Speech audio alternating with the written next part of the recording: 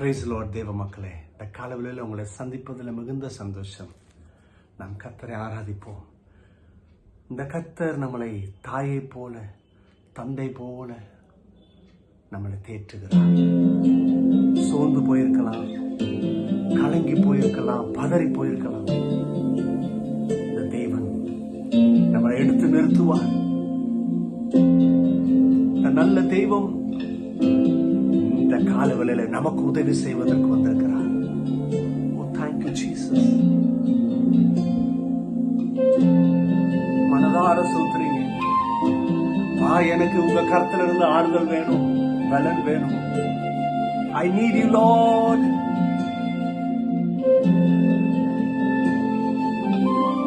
நன்றி அப்பா, சோதரன்.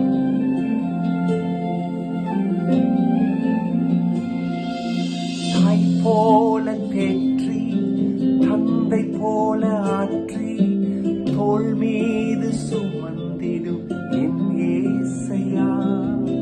தாய் போல தேற்றி, தந்தை போல ஆற்றி, தோள் மீது சுமந்திடும் என் ஏசையா. உம்மை போல புரிந்து கொள்ள யாரும் இல்லையே, உம்மை போல அரவணைக்க யாரும் இல்லையே, உம்மை போல புரிந்து கொள்ள யாரும் இல்லையே, உம்மை போல அரவணைக்க யாரும் இல்லையே. நீ போதும் என் வாழ்விலே ஏசையா, நீ போதும் என் வாழ்விலே, நீ போதும் என் வாழ்விலே ஏசையா, நீ போதும் என் வாழ்விலே. போல தேற்றி, தந்தை போல ஆற்றி, தோள் மீது சுமந்திடும் என் ஏசையா.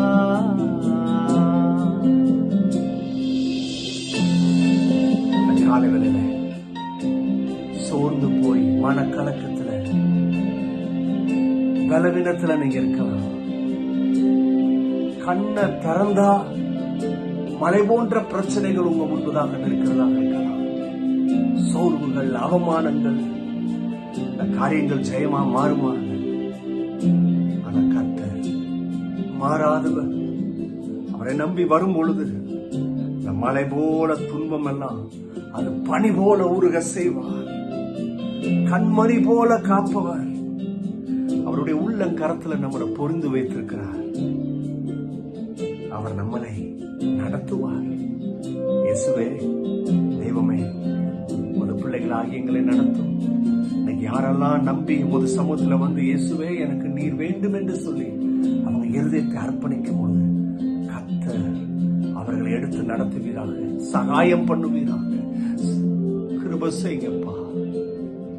ஆமென், amen, amen. Hallelujah. Praise the Lord, praise the Lord. இந்த கர்த்தர் நமக்கு கிருபையும் இரக்கத்தினாலும் நம்மளை முடிசூட்டுவார். ஆமென், ஆமென், ஆமென். தேவ பிள்ளைகளே, இந்த காலவெளியிலும் அற்புதமான வேத வசனத்தை எடுப்போம். அது நம்முடைய வாழ்க்கையில இருக்கிற குழப்பம், சந்தேகம், பயத்துக்கு அது மருந்தாக, அது ஒரு டைட்டில் டீடாக, நம்மளுடைய வெற்றிக்கு அது ஆதாரமாக இருக்கிறது. ஆமென். பத்திரம் போட்டு கர்த்தர் எழுதி வச்சிருக்கிறார். எத்தனை பேருக்கு நான் சொல்றது விளங்குது? 2 சாமுவேல் 22:36 வாசிக்கிறேன். உடைய இரட்சிப்பின் கேடயத்தை எனக்கு தந்தீர், உடைய காருண்யம் என்னை பெரியவனாக்கும். ஆமென். தாவீது உடைய அனுபவம் ரொம்ப அற்புதமான அனுபவம். ஆனா இங்க இந்த வசனத்துல 2 விஷயம் சொல்றாரு. அந்த வசனத்தை தான் நம்ம இன்னைக்கு பார்க்க போறோம். அந்த வசனத்தை நம்ம உறுதியோடு கூட எடுத்துக்கொள்வோம். 36, உமது இரட்சிப்பின் கேடயத்தை எனக்கு தந்தீர். You have given me the shield of your salvation. தேவ பிள்ளைகளே, நீங்க கலங்கி தவிக்கிறதுல இருந்து வெளியில வர்றதுக்கு ஆதாரம் அது ஏற்கனவே அந்த ஆதாரத்தை கொடுத்துட்டாரு. அவர் என்ன சொல்றாரு? நான் கேடயத்தை உங்களுக்கு கொடுத்திருக்கிறேன். அடுத்தது, your gentleness has made me great. அவருடைய gentleness. 3 காரியத்தை பார்த்துட்டு நம்ம முடிக்க போறோம் இல்லையா? முதல் காரியம் இந்த வசனத்திலிருந்து நம்ம கற்றுக்கொள்ளது, God's salvation is our shield. அவரோட ரட்சிப்பு தான் நமக்கு கிடைக்கும். ஒரு மனுஷனுக்கு என்ன அவசியம் சொன்னா அந்த ரட்சிப்பு. இன்னைக்கு நீங்க யாரா இருக்கலாம், எந்த இடத்துல இருக்கலாம், உங்களுக்கு கர்த்தர் உதவி செய்வதற்கு ஆயத்தமாக இருக்கிறார். ஒரு விஷயம் இம்பார்ட்டன்ட், ரட்சிப்புக்குள்ள வாங்க. ஆண்டவரே என்னை ரட்சிங்க, உடனே ரட்சிக்கிறாரு. ரட்சிக்கிறதுக்கு என்ன செய்யணும்? நம்ம என்ன செய்யணும்? அவரை நம்பணும். Lord, I need you. நான் உங்களை சார்ந்து நடப்பேன்.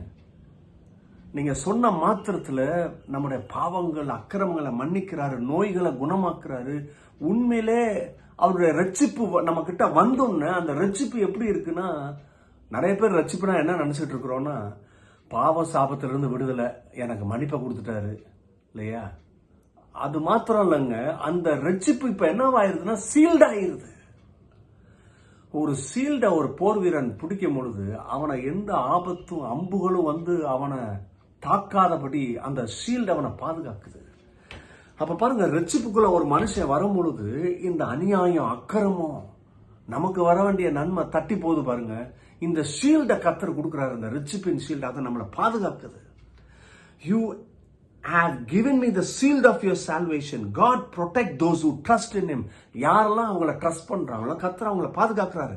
His salvation is our defense against sin, fear, condemnation. அவருடைய ஷீல்டு எப்படி டிஃபென்ஸ் பண்ணுதுன்னா, இனி பாவம் நம்மளை வந்து தாக்காது, பயம் வந்து தாக்காது. நிறைய பேர் குற்றவாளி படுத்துறாங்க பத்தியா, ஆமா உன்னை பத்தி தெரியாது, இது தாக்காது. அப்போ பாருங்க, ஒவ்வொரு நாளும் இந்த சால்வேஷனுக்குள்ள இருக்கும் பொழுது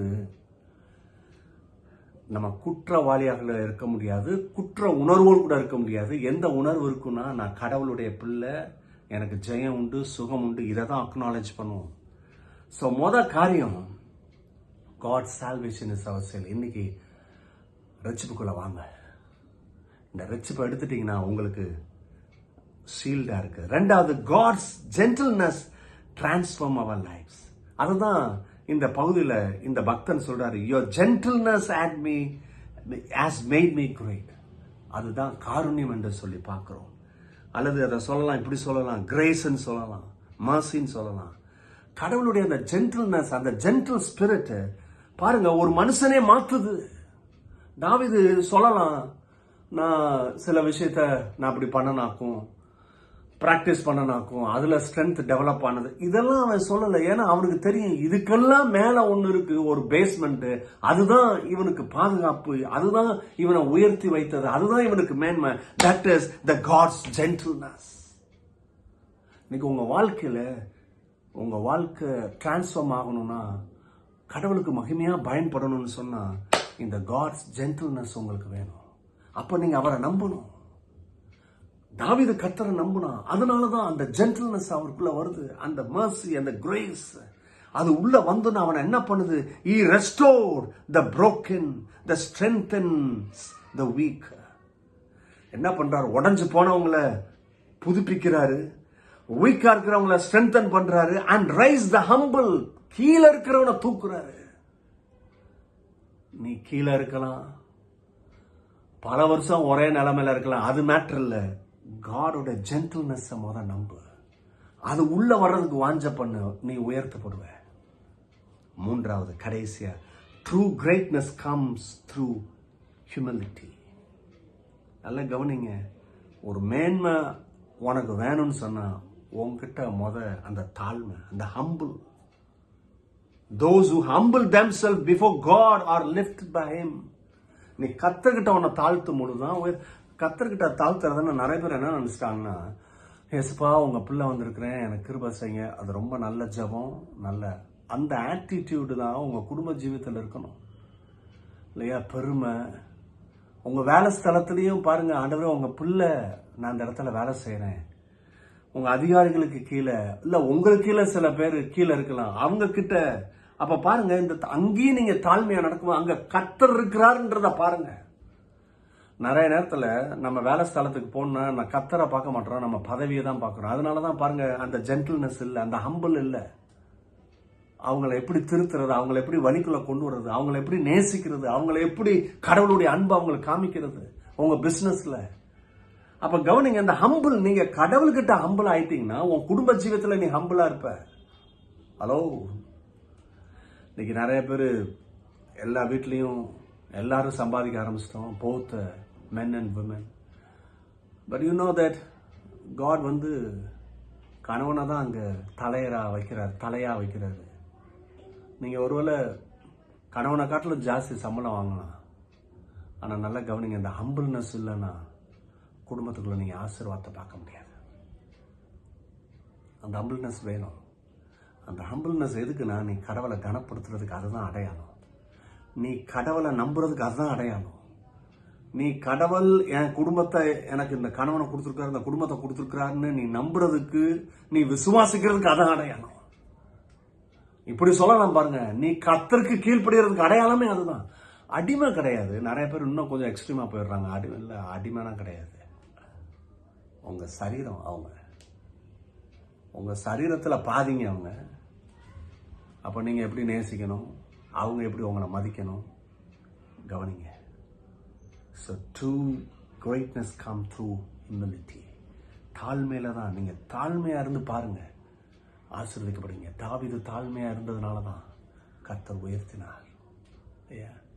ஆடுகளுக்குள்ள அலைந்து திரிந்தார், ஆனா அரியணையில ஏறி உட்கார வச்சது கர்த்தர். ஆமென். அப்பா இயேசுவே, இந்த வார்த்தைகள் இவர்களுக்கு ஜீவனையும் சுகத்தையும் மேன்மையும் விடுதலையும் கொடுக்கட்டும், இயேசுவின் நாமத்தினாலே. ஆமென். God bless you. Bye bye.